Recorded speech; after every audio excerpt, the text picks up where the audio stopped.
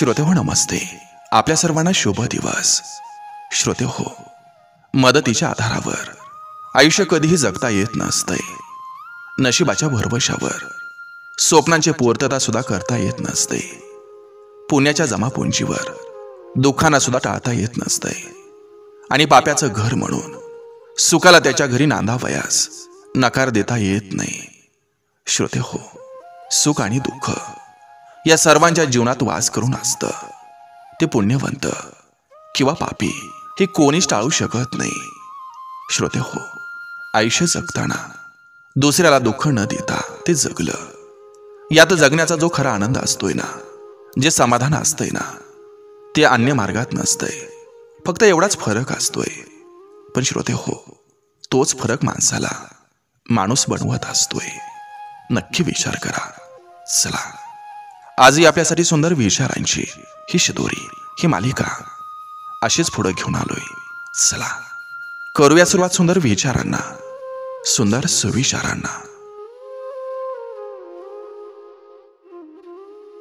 प्रत्येक ठिकाणी व्यवहार हा पाळायचा नसतो. काही ठिकाणी ऋणानुबंध जपायचे असतात. कधी कधी खूप दूरपर्यंत जावं लागतं हे बघण्यासाठी की आपल्या जवळचं कोण आहे.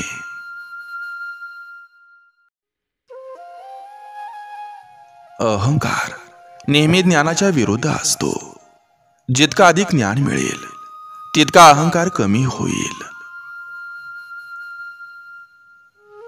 ज्या माणसाला सगळं कळतं पण तो काहीच बोलत नाही, अशा माणसाला समजणं खूप अवघड असतं.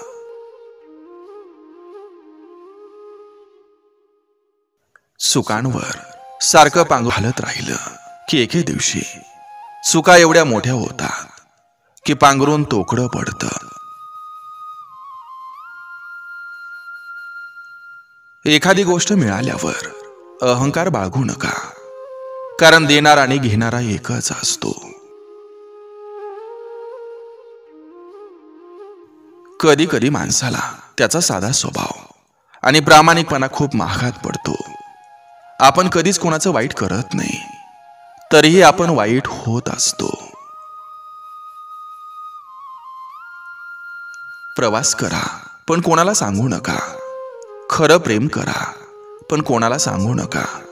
आनंदानं जगा, तेही कोणाला सांगू नका, कारण सुंदर गोष्टी लोक लगेच बिघडवतात. ज्यांच्याशी आपलं टोटली वाकडं असतं ती माणसं त्या मानानं फार छळत नाहीत आयुष्यात. कारण अशा माणसांची स्तुती आपल्याला भुलवत नाही आणि त्यांनी केलेली निंदा आपल्याला जाळतही नाही. पण ती जवळशी असतात ती फार छळत राहतात. एखादी व्यक्ती तुमची काळजी घेत असते, ती त्याला गरज आहे म्हणून नाही, तर तुम्ही त्या व्यक्तीसाठी कोणीतरी खास असता म्हणून. प्रत्येक गोष्ट ही मनासारखी झाली असते तर आनंद नावाच्या शब्दाला किंमत राहिली नसते. जीव लावला की त्रास सहन करावाच लागतो. टाइमपास करणारा नेहमी हॅप्पी राहतो.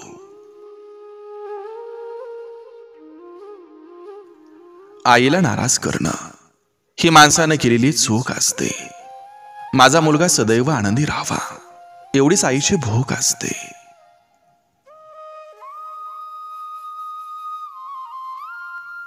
जीवनात व्यस्त इतकं राहा की पश्चाताप, भीती, दुःख आणि द्वेषासाठी वेळच मिळाला नाही पाहिजे. कारण जीवनात रिकामा माणूस सर्वात जास्त दुःखी असतो. कुटुंब म्हणजे फक्त रक्ताचं नातं अजिबात नाही. तुम्हाला जेव्हा गरज असताना आधारासाठी धरलेला हात म्हणजे कुटुंब. आयुष्य अधपतनाच्या उंबरठ्यावर जरी उभं असलं तरी तुमच्या आयुष्यातील शेवटचा आशेचा किरण तुम्ही स्वतःच असायला हवं. कुणाच्या आशेच्या जोरावर उठलात तर तो पराजय समजावा.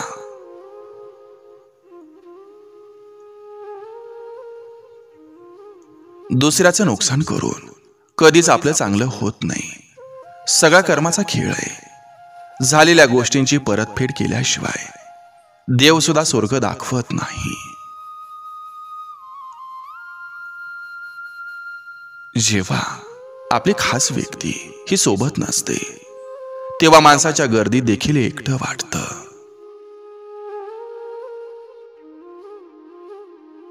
नेहमी स्वतःशी एक मर्यादा घालून ठेवावी.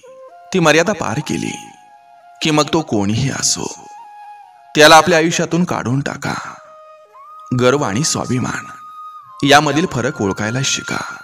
स्वतःमधील गर्व आणि स्वाभिमान दोन्ही जपायला शिकता यायला हवं.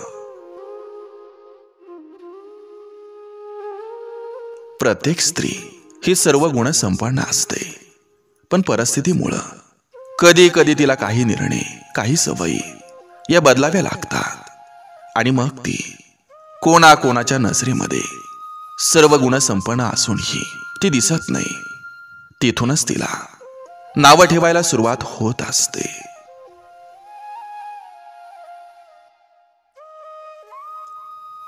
काही माणसं ही जन्मताच स्वभावात धूर्तपणा घेऊन जन्माला आलेली असतात. त्याची त्यांना इतकी सवय असते की समोरच्याला आपल्या वागण्याचा त्रास होत असेल याचा जरा सुद्धा विचार करत नाहीत. माझी, मला, मी या पलीकडे त्यांना जाताच येत नाही. तरी त्यांना सांभाळून घ्यावं लागतं, कारण कितीही केलं तरी ते आपलं म्हणून स्वीकारलेलं असतं.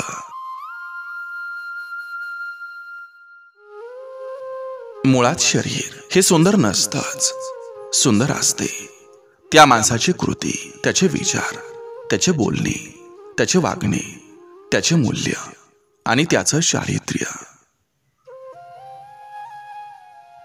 जीवनात काहीतरी मागण्यापेक्षा काहीतरी देण्यात महत्त्व असतं, कारण मागितलेला स्वार्थ आणि दिलेलं प्रेम असतं. न उमलेली कळी तोडण्यात कसला आलाय पुरुषार्थ.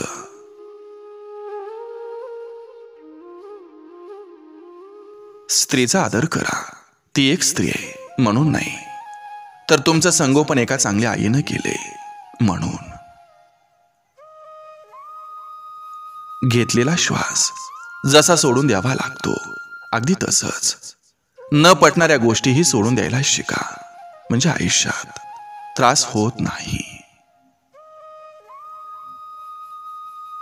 जी माणसं तुम्हाला टाळतात त्यांना कधीच महत्त्व देऊ नका, आणि जी माणसं तुमच्याशी बोलायला नेहमी उपलब्ध राहतात त्यांना कधीच नाराज करू नका, कारण वाईट माणसं पावलोपावली भेटतात, पण चांगली माणसं ही नशिबानंच भेटतात.